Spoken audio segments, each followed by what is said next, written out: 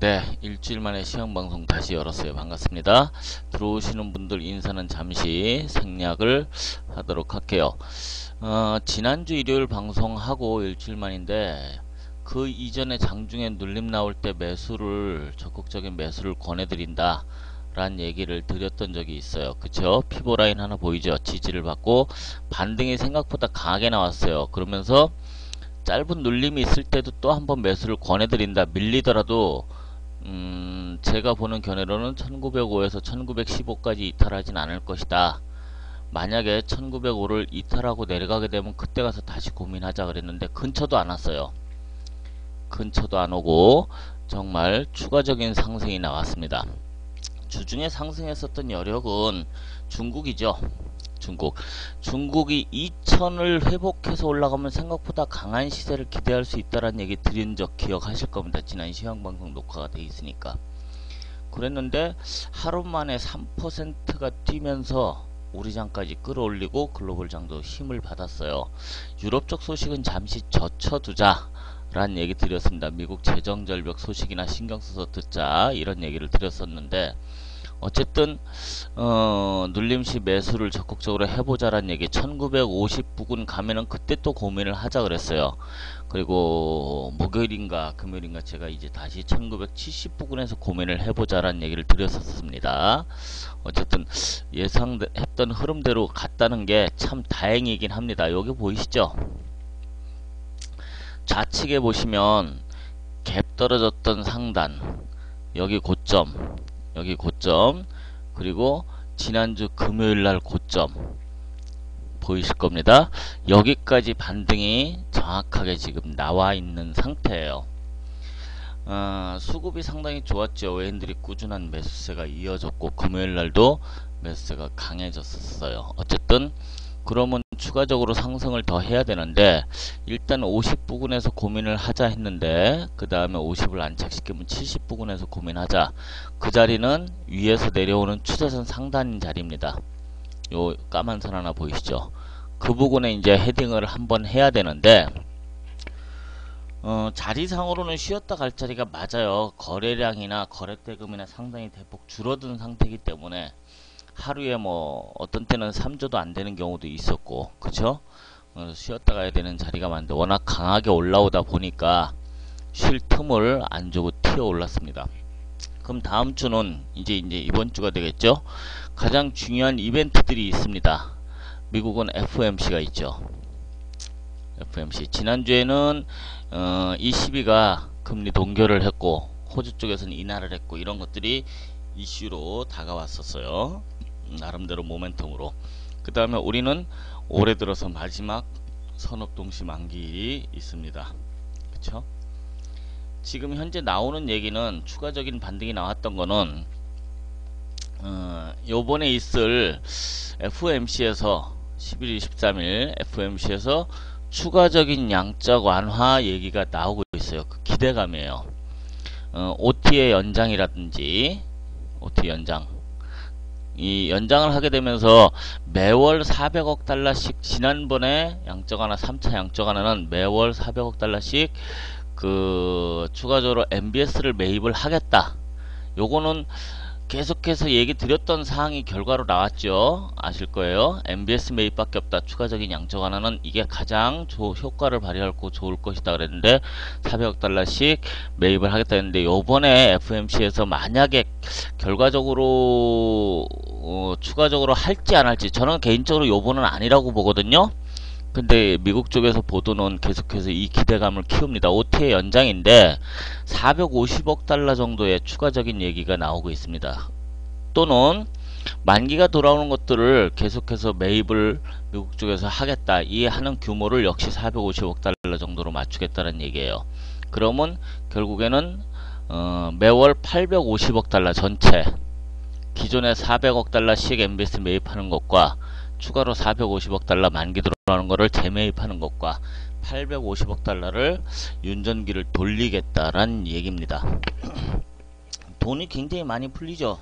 ECB도 그렇고 일본도 그렇고 뭐 유럽 쪽 영국도 마찬가지고 그렇게 돈을 계속해서 풀리고 있는데 자, 우리 원달러 환율 같은 경우는 정부에서 강하게 개입 의사를 밝혔더니 미국 측에서 개입하지 말아라 라는 강한 메시지가 전달이 왔어요.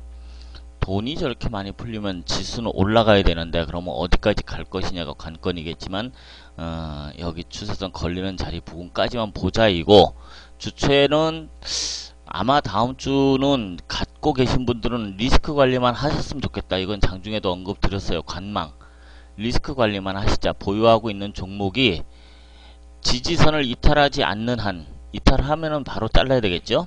익절을 하시든지 수익을 챙기는 부분, 저항선이 어딘지 체크를 하시고 다음 주 중에는 리스크 관리만 하시자. 신규로 종목을 잡으려고 하시지 말고 리스크 관리만 하셔라 라고 금요일날 방송할 때, 장중 방송 때 언급을 드렸습니다. 그 얘기는 추가적으로 갈 수 있는 자리는 제한적이니까 57 마감을 했단 말이에요. 70까지는 물론 더 가더라도 13포인트 정도 남았는데 슈팅이 나올 수도 있겠죠. 나올 수도 있고 전고로 갈 수도 있겠죠. 제가 보는 자리는 요거 헤딩해서 여기까지도 보는 자리예요. 지금 추가적으로 반등한다는 얘기는, 예를 들어서 이거 30분 차트를 보게 되면 선지 차트랑 코스피 200이랑 한 번씩 다 같이 보시겠지만, 파동이 여기서부터 시작이 돼갖고 올라왔단 말이에요. 5개 파동이 나왔습니다. 그래서 저는 이 눌림자리를 1905 부근, 1915 부근 요 정도까지는 눌림이 나와줄 걸로 예측을 했었는데 아주 짧은 눌림으로 끝났습니다. 요거는 제가 파동 분석하고도 얘기를 나눠봤었는데 짧은 조정으로 끝냈다. 짧은 조정으로 끝냈다라고 얘기를 하는 경우가 있어요. 요렇게 보고, 내지는 요 꼬다리까지 생각을 해서 요렇게도 보고, 어쨌든 눌림은 여기서 마무리고 바닥 다지고 재차 저항을 돌파하면서 추가적인 시세가 나왔다. 그러면 작은 파동으로 또 5개 파동 나와야 되겠죠. 그러면 여기서부터 여기까지 올라간 것과 올라간 거, 이렇게 보는 견해도 물론 있습니다. 여기까지 보는 견해도 있어요. 그래서 이게 작은 파동으로 3개의 파동으로 보는 견해도 있습니다. 어쨌든 작은 파동이든 여기서부터 아주 작은 파동이든 큰 파동이든 세 번째 파동이 진행되고 있다는 건 맞습니다. 현재 그렇게 보이고, 이게 충격 파동으로 봤을 때 5개의 세부 파동으로 만들어져야만 된다. 그렇게 확인을 해야만 됩니다. 여기서부터 여기까지 올라온 것도 5개 세부 파동이고, 여기서부터 추가적으로 올라오는 것도 5개 세부 파동인데, 그래서 상당히 불리시하게 보는 견해는 맞는데, 지금 이렇게 올라오는 파동 자체도 파동상으로는 기술적 반등인 베어마켓 랠리일 뿐이다. 그렇게 보셔야 돼요. 상승 파동, 즉 대세 상승으로 가는 파동은 아니다라고 언급을 드리는 중이에요. 지난주 언급할 때도 주봉이 예쁘게 만들어지지 않았느냐, 위로 조금 더 보자라는 얘기 했었고, 조금 더 크게 보자면은 2000을 넘겨서 이 자리에서 헤딩도 한번 할 거고, 여기를 돌파하지는 못할 것이다 라는 견해를 피력을 제가 했었어요. 아무리 강하게 올라가더라도 여기까지는 넘기지 2050을 이 고점은 못 넘길 거다라는 얘기를 드렸었습니다. 그 다음에 지금은 현재 하나의 파동은 만들어졌고 세 번째 파동이 만들어지는 중인데, 다음 주만, 즉 이번 주만 리스크 관리하고 관망을 좀 해보자라는 얘기예요. 재정절벽 이슈만 보자 그랬죠. 유럽적 뉴스는 잠시 젖혀두라 그랬죠. 신경 쓰지 말고 미국적 뉴스. 그 다음에 중국이 2000을 회복하면 생각보다 강한 반등이 나올 거다. 근데 중국이 2000을 회복을 하고 안착을 시켰습니다. 그러면 반등 기대해도 돼요. 시진핑이 들어서면서부터 새로운 부양책, 그리고 은행이 개입을 강하게 하겠다는 그런 의사, 이런 것들이 나오면서 중국이 하루 만에 3% 가까이 올라오는 모습도 보여줬었어요. 바닥에서 이제 바닥을 다지고 탈피를 하려고 하는 중국의 모습입니다. 그럼 바닥 한번 더 다져야 되겠죠. 최소한 저점을 높인 쌍바닥을 만들든 쓰리바닥을 만들든 그래야 추가적인 반등이 나올 거다. 그렇다면 재정절벽 문제는 오바마는 강하게 피력을 합니다. 공화당 측에서 요청을 했던 8천억 달러에 대한 그 제시안을 이런 지하에 거절을 했어요. No.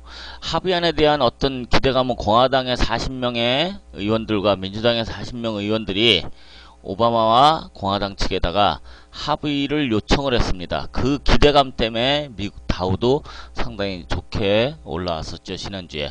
그죠? 이것이 양쪽에서 합의해야만 된다라는 요청을 했었습니다. 그리고 오바마는 늦어도 크리스마스 이전까지는 합의안을 도출을 할 것이다. 하지만 부자 증세 외에는 방법이 없다. 강하게 밀어붙이고 있는 중입니다. 그러면 공화당이라든지 티파티라든지 그쪽에서는 잘못하면은 재정절벽을 맞이하게 되면 자기네들이 온갖 화살을 뒤집어 써야 돼요.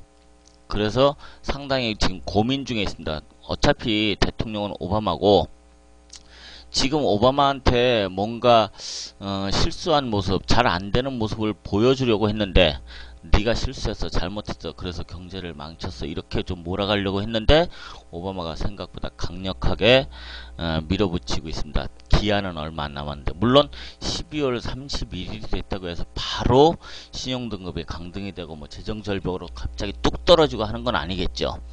하지만 그 피스칼 클리프를 슬리프로 이렇게 뚝 떨어지는 재정절벽을 완만하게 만들려고 합의를 도출을 할 겁니다. 그게 꼭 크리스마스 이전이 되진 않더라도 그렇게 도출을 해낼 거라고 보고 있어요. 그렇게 판단을 해야 될 겁니다. 장이라는 거는 우리 그 코스피만 볼 게 아니고 글로벌 장을 다 같이 봐야 되기 때문에, 자, 아까 빨간 선을 그어드렸듯이 이 좌측에서부터 걸린 자리가 굉장히 강한 자리란 말이에요. 강한 저항 자리. 뚫더라도 윗꼬리가 달리더라도 월요일은 음봉 만들 가능성, 그리고 목요일날 있을 우리나라 산업 동시만기가 있고, 요때 대체적으로 예측은 크게 뭐 출렁거리지 않을 거다라는 예측이 많은데, 저는 좀 요번 만기가 좀 재미있을 것 같다라는 예상을 좀 조심스럽게 해보고요. 미국의 FOMC에서 양적 완화, 추가적인 양적 완화, 뭐 Q4 얘기도 나오고 있고 OT의 연장 얘기도 나오고 있습니다. 하면은 OT의 연장 얘기가 나올 거예요, 아마. 요렇게 보세요. OT 연장 정도. 이것도 이미 기대감에 많이 반영이 됐다. 선반영이 일부는 됐어요. 그래서 FOMC에서 결과가 긍정적으로 OT 연장 정도 나오면은 그걸로 해서 뻥 날아가는 거는 없다. 아마 시세를 주더라도 윗꼬리가 달릴 가능성이 크다란 얘기예요. 그래서 요번 FOMC에서는 Q4에 대한 기대는 갖지 말자예요. 지금 외신이나 이런 쪽에서 보도 나오는 거 보면 Q4 내지는 OT다, 이런 얘기 하고 있습니다. OT 쪽으로 보세요. OT 연장 보시고, 그리고 그날 뭐 장대 양봉 뭐 100포인트 200포인트 다우가 막 올라가더라도 차익 매물 시연 때문에 밀릴 것으로 보시는 게 맞을 겁니다. 하지만 월요일날 밀리더라도 크게 밀릴 것 같지는 않다예요. 크게 뭐 많이 밀리고, 아무리 밀려도 여기 저점을 다시 이탈하지 않아야 맞습니다. 그것까지 깨고 내려가면은 파동 분석이라든지 모든 것들을 다시 해야 되니까. 그래서 현재 모습은 그렇게 보고 있다, 그렇게 판단을 하고 있다요. 자, 그러면 우리도 이제 다음주 다다음주에 대선이 다가왔습니다. 여러분들도 뭐 토론은 내일 또 한 번 있네요. 잠깐만 뭐 깊게는 얘기하기 뭐하고 잠깐 얘기해 드릴게요. 지난번 토론회에서 이쪽에 이정희가 있었고 가운데 문재인이 있었고 우측에 박근혜가 있었고, 아시겠죠? 여기서 신랄하게 그냥 공격을 하니까 통쾌는 했습니다. 그죠? 통쾌는 했지만 여기에 그렇게 큰 의미를 두지 마세요. 이 사람의 목적은 말 그대로 이 사람을 떨어뜨리기 위해서 나왔다고, 자기가 하고 싶은 이번 기회에, 토론회에 참석할 수 있는 기회에 신랄하게 이 사람을 때리는 게 목표이기 때문에, 물론 그동안에 뭐 다카키 마사오라는 갑자기 검색어에 막 1위 올라가고 막 이랬었지만 몰랐던 사람들이 알게 된 경우도 있었습니다. 그런 통쾌함으로만 즐기셔라. 통쾌함으로만 즐기세요. 말 그대로 여기에 이렇게 막 신랄하게 때려줬다고, 속이 시원하다고 이 사람을 뭐 지지를 한다는 둥 뭐 우르르 몰려가는 이런 그 냄비적인 근성은 보일 필요가 전혀 없습니다. 전혀 의미 없는 사람이니까 머릿속에 담아두시지 말고, 진짜로 중요하게 봐야 할 사람은 여기에요. 여기 아시겠죠? 여기에 지금 안철수 후보가 아무런 조건 없이 지지를 하겠다는 선언을 하면서 지지율이 상승을 하고 있습니다. 찌라시 언론들에 의하면은 아직도 50% 넘게 저쪽이 이기는 걸로 나오곤 있지만 그것도 믿을 필요는 없습니다. 그렇게 생각을 하시면 될 거예요. 뭐 신랄하게 비판을 하고 때려 죽여서 속을 박박 긁어줘서 시원하긴 하지만 거기에서만 만족을 하시란 얘기예요. 그리고 투표율이 문제인데, 투표율은 여러분들 투표하러 가세요. 꼭 하십시오. 65%만 넘기시면, 지금 이 방송에는, 방송 참여하신 분들에는 박근혜 지지자도 있을 거고 안철수 지지자, 문재인 지지자 다 있을 거지만 제 객관적인 시각이니까 65%만 넘으면 문재인 후보가 승리합니다. 이거는 정해져 있어요. 65%만 넘기면 돼요. 제가 마지노로 보는 게 63에서 65입니다. 만약에 65 밑으로 내려가게 되면은 박빙이 나올 거예요. 65 밑으로 투표율이. 하지만 65%에서 70% 넘기는 힘들 거고요. 요 안에서 결정이 될 것 같아요. 63에서 70인데 65% 밑으로 가면은 조금 박빙이 될 거고 65%만 넘으면은 문재인 후보가 승리를 한다라고 보시면 돼요. 말 그대로 이정희라는 사람은 제가 전에는 상당히 긍정적으로 본 적이 있었습니다만 아시겠죠? 뭐 김직이나 뭐 저 얘기 나올 때 그로 인해서 저도 머릿속에서 떨쳐버린 사람이기 때문에 뭐 아주 극적으로 막 때리고 한다고 해서 통쾌함을 느껴서 지지를 한다는 둥, 뭐 팬이라는 둥 거기까지 갈 필요 없다. 그냥 통쾌함만 느끼고 끝내라란 얘기예요. 요 얘기는 여기서 마무리합시다. 자, 중국 쪽에서 이제 부양책을 편다면은 장은 추가적으로 더 상승할 수 있어요. 앞으로 내려오는 거는 정말 짧은, 즉 아직까지는 충격 파동이 아니라 그랬어요. 작년 8월 같은 이런 현상은 없다라고 보시면 됩니다. 작년 8월 같은 이런 현상은 없을 것이다. 내려오더라도 중간중간에 올라가다가 내려오는 정도, 요런 정도로만 생각을 하시면 될 거예요. 그래서 우선은 다음 주는 만기도 끼고 FOMC도 있고 뭐 그 다음 주는 또 대선도 있지만 잠시 헤딩을 하고 짧은 눌림, 즉 여기서부터 세부 파동이 5개 파동 만들어지고 3파가 진행 중이란 얘기예요. 그 3파가 여기를 헤딩을 할지, 우리가 지그재그 N자 상승 N자 하락 배웠잖아요. 요거 분봉에서 보이면 나옵니다. 걸리는 자리가 이 부분이에요. 얼추 비슷하게 걸리는 자리가. 그리고 추가적으로 상승 5개를 여기서 만들어내더라도 이 고점은 돌파하기는 어려워 보인다라고 보고 있습니다. 커다란 하락보다는 여러분들 좋아하는 뭐라 그래요? 박스권이라는 표현을 이제 나오겠죠. 박스권. 그쵸?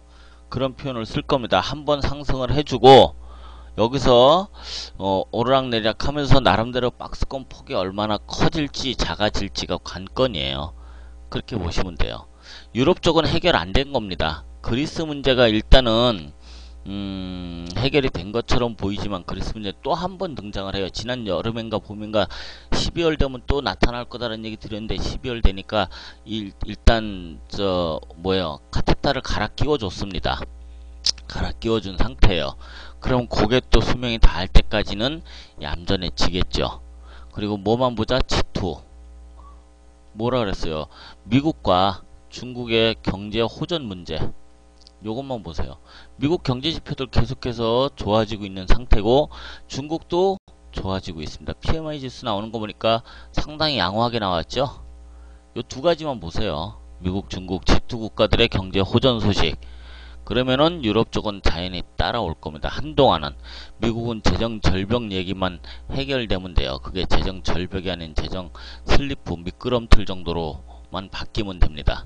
아직까지는 재정 절벽에 대한 불안감이 있습니다. 소비자 심리지수가 예상보다 조금 나쁘게 나왔어요. 미국 쪽이. 그래서 그런 불안감이 기업에서 소비자들로 전이가 된다. 뭐 이런 우려감이 있습니다. 하지만 해결은 될 겁니다. 존 베이너 하원 의장이죠. 재정절벽 협상 자체가 지금 정체되어 있다란 얘기를 했습니다.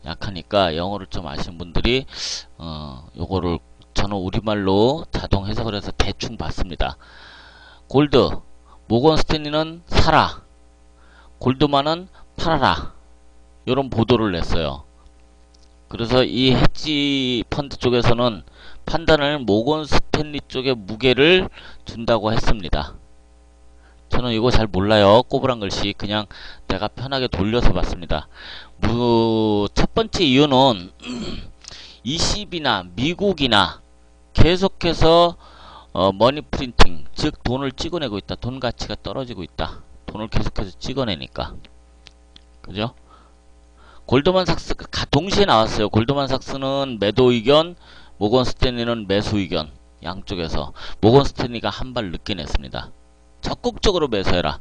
그렇게 보는 첫 번째 이유가 FED나 ECB나 지속적으로 돈을 찍어내고 있다.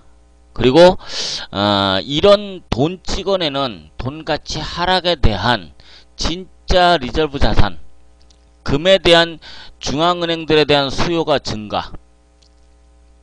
각국 중앙은행들이 금을 자꾸 사재기 하고 있다라는 거. 그래. 그리고 또 ETF 중에서 금 ETF가 있어요. 아시겠지만, 그죠? 금 ETF에 대한 투자가 적극적으로 늘어나고 있다라.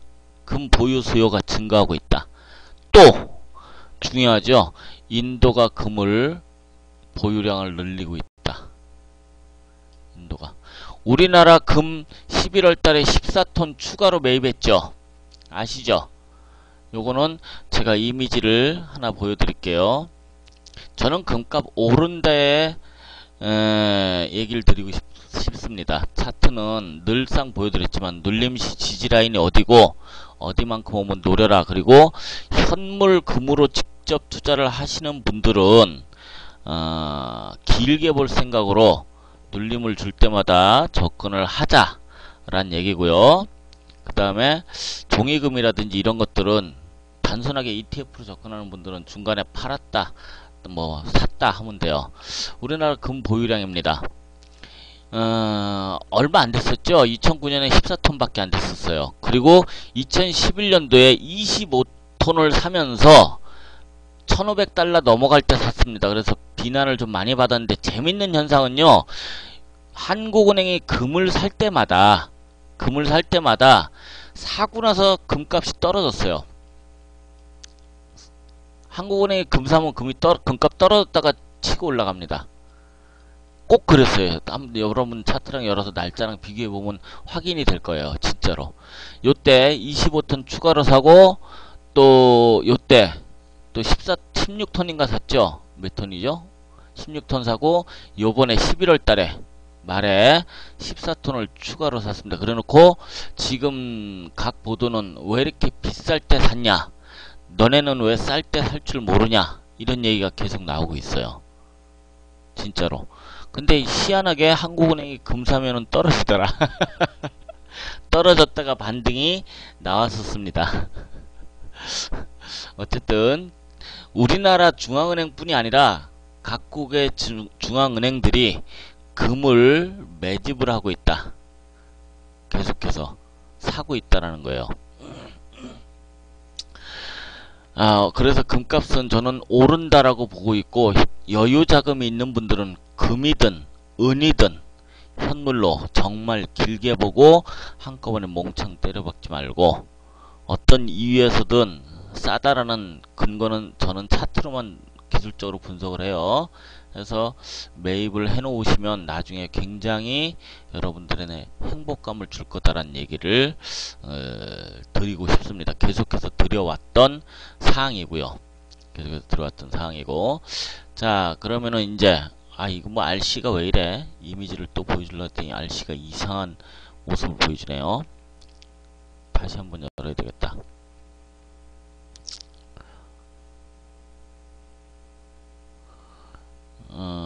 요런 이미지들.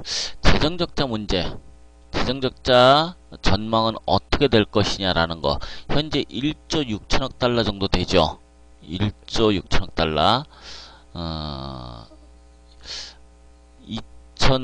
지금 몇 년이에요? 2012년. 좀 줄었구나. 여기에서. 그죠?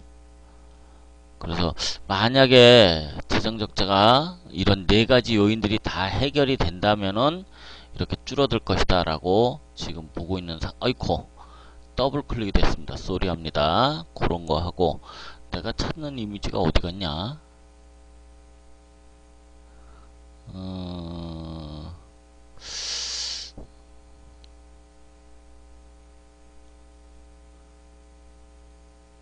내가 찾는 이미지가 지금 여러분들하고 같이 볼까요? 잠깐만요. 제가 복원해 놓은 게 아이고 이쁜 아가씨 눕고 이거 이건 다른 차트고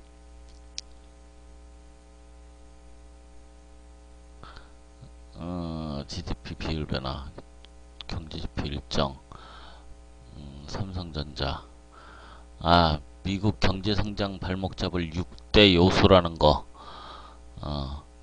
글로벌 세계 1위 국가의 역대 경제성장 추이의 흐름 세계 20대 국부 펀드 셰일가스 애플과 협력사들의 비교 외환보유액 우리나라 외환보유액이 11월 만에 또 한 번 최고액을 경신했다라는 얘기 요런거 자료가 많은데 머리 아프니까 넘어갑시다. 제가 찾는 거 어디에 있을지 워낙 많아서 찾으려면 좀 한참 걸리겠네요. 그냥 패스 하도록 할게요. 자, 하여튼 금값은 저는 추가로 오를 것이다 라고 보고 있고 짧은 눌림이 나오더라도 차트를 열어보시면 여러분들도 금방 파악이 될 겁니다. 그렇게 생각을 합니다. 중국 얘기는 나중에 시간 나면은 제가 한번 또 짚어드릴게요. 저보다 많이 아시는 분들도 계시겠지만 중국을 움직이는 지금의 시진핑에 대해서 그렇고 3대 세력들에 대한 얘기도 있고 시진핑은요 이런 얘기를 좀 하고 싶어요. 준비된 자라는 건 뭐예요? 언제든지 노력하는 자예요. 노력하는 자에겐 기회가 반드시 온다란 얘기를 짧게 한번 언급을 시키고 갈게요. 시진핑은 사실상 중국에서 권력을 쥘 수 있는 그런 위치나 그런 자가 사실 아니었어요. 하지만 노력하고 준비를 해왔기 때문에 그에게 기회가 주어진 겁니다. 준비된 자. 즉 늘 내가 어떤 일을 하든지 간에 노력을 하고 애를 쓰면은 반드시 결과가 돌아온다는 얘기와 같은 겁니다. 그렇게 해서 얘기를 좀 하고 싶었는데 요거는 나중에 기회를 잡으면 중국 얘기를 한번 꼭 짚고 넘어갈게요. 앞으로는 당분간은요 내년도 성장 전망할 수 있는 주요 투자 관련해서 생각났다 연결시키고자 하는 게 내년도 투자 스마트폰은 지속적으로 좋아질 겁니다. 삼성전자 지금 애플과의 소송권에서 삼성전자가 유리하게 자꾸 흘러가고 있죠. 계속해서 스마트폰 관련해 갖고 스마트란 이름 들어간 거는 전부 다 보셔야 돼요. 그리고 중국 관련된 것들 중국 내수 관련해 갖고 이쪽으로 보셔야 돼요. 내년도는 중국 내수와 국내는 이걸 뭐라 그래요? IT 부품이라 그러죠. IT 부품 쪽. 중국 내수 IT 부품 쪽에서 투자처를 찾으십시오. 요런 보고서들 굉장히 요즘 많이 나오고 있습니다. 내년도 투자처는 스마트폰이 그러면 좀 그렇고 IT 부품과 중국 내수 쪽에서 찾아라. 그러면 여러분들 계좌를 빵빵하게 불려줄 수 있는 그런 아주 좋은 투자처가 될 것이다예요. 오케이? 뭐 딱히 얘기할 건 없습니다. 다음 주는 보유하고 계신 주식에 대해서 리스크 관리 위주만 하자. 다음 주 주간은 리스크 관리. FOMC와 우리 만기 지나면서 또 배팅을 하면 돼요. 눌림이 나오면 오히려 배팅 기회를 잡아라. 지금 여기서부터 이렇게 올라온 것들 짧은 눌림 후에 추가적으로 반등이 또 나오고 있기 때문에 저는 여기 다음에 여기까지 본다. 요 얘기는 이렇게 떨어질 때도 얘기 드렸어요. 지금 떨어지고 있지만, 그리고 요 과정 중에 제가 눌림 때 때려라 라고 얘기를 드렸었고, 장중이죠. 밤에 저녁에 방송을 안 했으니까 장중이죠. 여기 지지를 피보라인 아주 튼실하게 지켜주고서 반등이 나왔습니다. 지금은 잠시 쉬어야 할 자리인 건 맞습니다. 잠시 추가적으로 더 가더라도 요 추세선 저항이 있을 거다. 그래서 많이 가지 못하니까 다음 주는 갖고 계신 종목들 리스크 관리만 하시고 흐름을 좀 체크를 하셔라. 요번 만기는 쉽게 끝날 것 같지는 않다라는 게 제 생각일 뿐입니다. 개인적으로 쉽게 끝날 것 같지는 않다. 그래서 요번 만기는 그냥 관망 좀 하시고, 다음 주에 우리나라 대선 결과가 어떻게 될진 모르지만 저는 대선 테마주들 때문에 요번에 죽순 사람들 굉장히 많습니다.